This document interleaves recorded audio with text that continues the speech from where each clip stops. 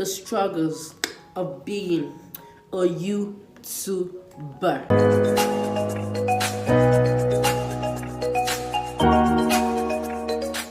I literally just did a full story time with my back camera, and I didn't realize that I wasn't recording. Story of my life. So starting from the top, I had booked a flight on January 17th for February 12th to fly from Lagos to Kaduna. That was like almost a month ago. That's to tell you how my mind was prepared for that trip. Come Sunday, February 12th, I woke up at 5 a.m., got ready, and at about 5:30, I requested the Uber, and the guy was going to take 10 minutes. And when I checked the time, and the time it would take me to get to the airport, I was like, okay, fine. I think I can wait 10 minutes for the ride to arrive. And then when the ride arrived, I was tracking him on my Uber app, and I saw that he had arrived on my street. And next thing I knew, Uber was trying to get me another driver. And I started calling the guy to ask why he canceled the ride, and he didn't pick. The next driver I got, I called him, and he was like, where are you going to? This was like 6 in the morning,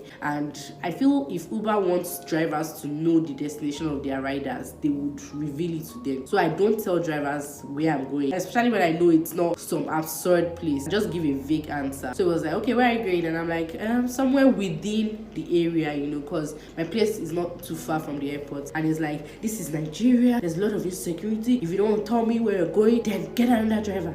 Ended the call. He cancelled the ride, and Uber tried to reroute me to another driver. The next driver I got, the guy was on a trip, completing a trip nearby, and I was like, I don't know if I can wait. When I called him and he confirmed that he was completing a trip nearby, I was like, I don't know if I can wait, because my experience with that sometimes is if the rider they are taking is paying with cash, the whole issues of making a transfer or trying to get change causes more delay. So I told him not to worry about it. I went on Bolt app and tried to request a ride, and I got a driver that now said that he wasn't going to be able to make it because I was a bit far away from him.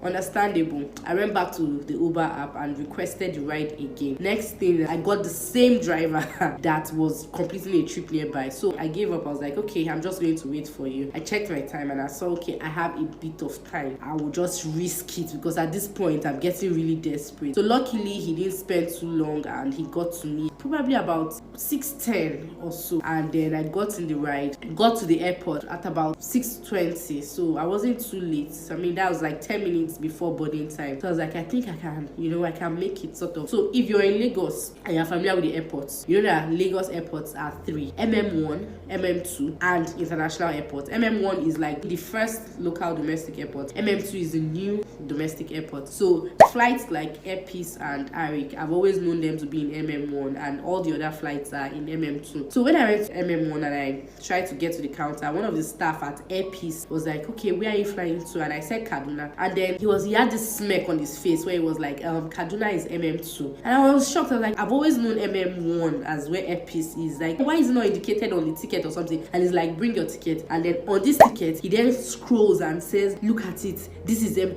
And I'm like, how is someone supposed to be able to tell that this is MM2? Anyway, the thing is that I just didn't have a lot of time to argue at that point. I just grabbed my luggage and went out of the check-in area to try and get a taxi to quickly take me to MM2. And then I luckily found a taxi, and before I could even connect to MM2, there was a bit of traffic. And I think it was about 6:40 or so that I got to MM2, got to the counter, and they had this, the whole barricade and queue, whatever, that they used to block the place. The guy asked me, where am I going to? And I was like, I'm going to Kaduna. And he's like, oh, they are done with checking in for Kaduna. And I just go all hysterical. I was so despaired. I was like, went to your stand at MM1. I thought Air Peace MM1, blah, blah, blah. I was trying to explain myself, And the guy was like, Kaduna has been loading here for years. And I'm like, this is the first time I'm going to Kaduna. I didn't know. I had no idea. And he goes on to say, okay, I should hold on. Let him try to talk to his colleague. And next thing, he went on to talk to his colleague. And in fact, I think they even insulted him because he came back really pissed off and says, you know what, there's nothing I can do at this point because my colleagues just insulted me because I I went to beg for you. And then I was like, who can I talk to? I tried to move forward to see if I could talk to like the guy on this side. And then the guy was like, there's nothing he can do. They have third boarding. I was just trying to explain myself. I was just really desperate, you know. I couldn't imagine missing, like, you know, this kind of thing that it's not like a flight was an impromptu flight. It's not a travel that just came up. This is something that I had prepared for. Like, I was mentally prepared, and all the circumstances surrounding it was just making it impossible for things to happen in my favor. And then the guy still tried and showed me the system. I said, see, there's nothing I can do at this point. And I didn't even know when I just burst into tears. I was broken. And then I just asked him what I can do, where I would change my ticket, and he showed me, pointed out some place. I made a call, and then the resolution was that okay, I should get a flight ticket to Abuja, and then from Abuja I could connect via train to Kaduna. And it seemed like the best thing to do at that point, because for me to have changed my ticket to the next day just meant a whole lot of plenty logistics issues, and then it meant that I had to add an extra 30,000 to my ticket, which I definitely wasn't ready to add at that point, not to that earpiece ticket, and then pay a no-show fee. I'm like, no, me and you people will settle this thing later. I just moved on, got an Aero ticket that was already boarding to Abuja. Luckily, I flew to Abuja and I was able to connect through the train. Now, let me make some comments about this before I move on to the next part of my story. First of all, I feel like I was not so late to the point that these people could not check me in. These airport checkers, they have this habit of selling tickets of people who have not arrived and then telling them that they are late for the flight, especially when it's getting close to the time of the flight. I suspect that that's what happened, that my ticket had probably been sold out, because Lagos-Kaduna route is a route that very few airlines go to, and it's a route that the airplanes are always full. When I went to check Azman Air, there is another airline, the second airline I know that goes to Kaduna, they said that they were fully booked for economy class and they just had business class tickets that were 80-something thousand naira. I was like, okay, bye-bye, not today. So that is what I suspect. So that story aside, now getting to Abuja, I got to Abuja, I think I landed at about 10 a.m. or so, and then I've had a previous experience with taking random taxis, and I tried to avoid that as much as possible. So I requested an Uber, and the guy was, cool, he sounded okay on the phone. He told me where he was, I told him what I was wearing so that we can identify each other, and he asked me to just act like I know him, because Ubers are not allowed to pick passengers from the airport. And I was like, okay, cool. I located him, put my bags in the car, and just before we started, he asked me that what was the estimated fare price, and I was like, I already picked up on that question because I've had that experience before. These Uber drivers in Abuja can be very funny. I told him I have no idea, and he's like, are you not the one that requested the ride? I said, no, I'm not the one that requested the ride. Then he starts moving, and then I asked him, have you started the trip? Because I noticed he hadn't started the trip, and he started the trip, and he looked at it and said, it's a car trip. And I'm like, and so starts to nag about how he didn't want to start his day with a car trip. He needs to buy for now. Uber will owe him to the next week. He needs cash in hand. I just simply ignored him. I just told myself, see, I'm not going to talk. So he continues to nag, and the next thing he goes that he's going to have to drop me halfway to now request another Uber. And I'm like, in my head, I'm just trying to process exactly what he said. I didn't talk, and he keeps talking, and he's like, madam, did you hear me? And I'm like, what do you want me to say? I'm trying to process the fact that a ride that I requested from the airport, thinking it to take me to my destination, is telling me that I'm going to stop halfway. How am I supposed to process that? I didn't sign up for that. And then he now starts telling me about how I lied, that I'm not the one that requested the trip, and I deliberately told him to start the trip because I knew it was a car trip. And I'm like, so is it not the norm for an Uber driver to start a trip when the rider has entered the ride? Do I need to tell you to start a trip? How can you be accusing me of telling you to start a trip?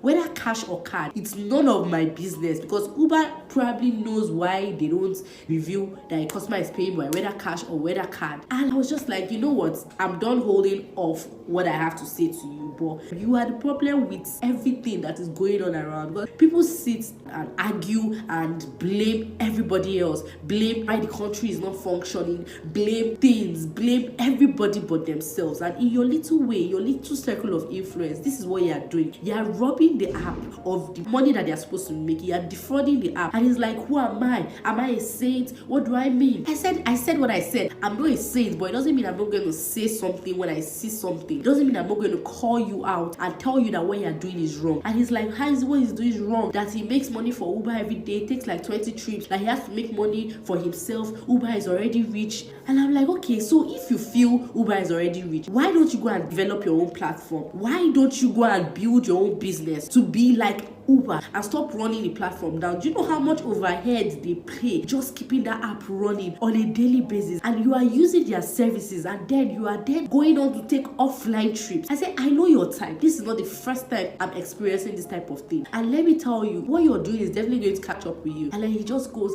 and starts blabbing. And it was a whole back and forth argument. I think I recorded a part of the conversation where I was telling him some things, and I'll insert it right here. Online. So if I decide to do 1 or 2 trips offline, then I don't. Do you know how much it costs them to run their app? If you want to do offline, create your own app and start your own business. So that's how people run businesses down. Do you know how much overhead they have? I'm not perfect though. Nobody is perfect, but it doesn't mean I'll not speak up when I see someone doing the wrong thing. So I just had to drop like 1 or 2 bombs on him and said some things to him that actually just put him in check, and he stopped talking. So it was then a peaceful ride from there to the railway station. And then by the time we got to the railway station, I lighted to take my box, and he was like, madam, sorry, I'm sorry. See, it's not like that. He starts to apologize, and I'm like, it's too late.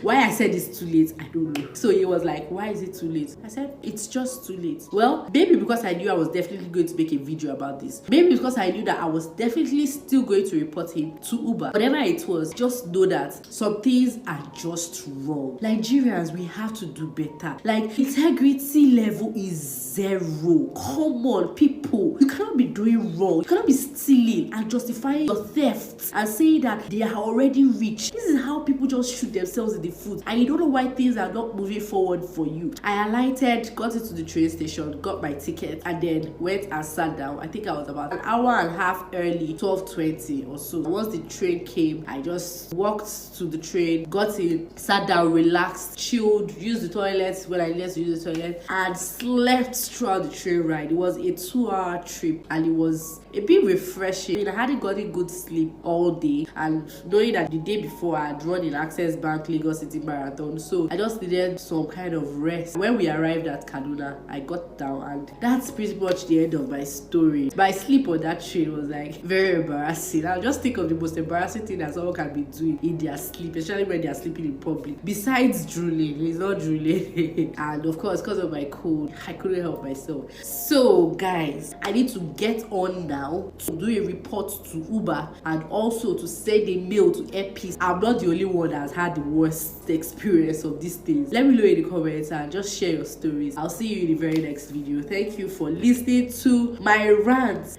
Bye. Forgive my voice because I have a cold and I'll probably have to take intermittent nose clearing breaks. Forgive me. So starting from the top.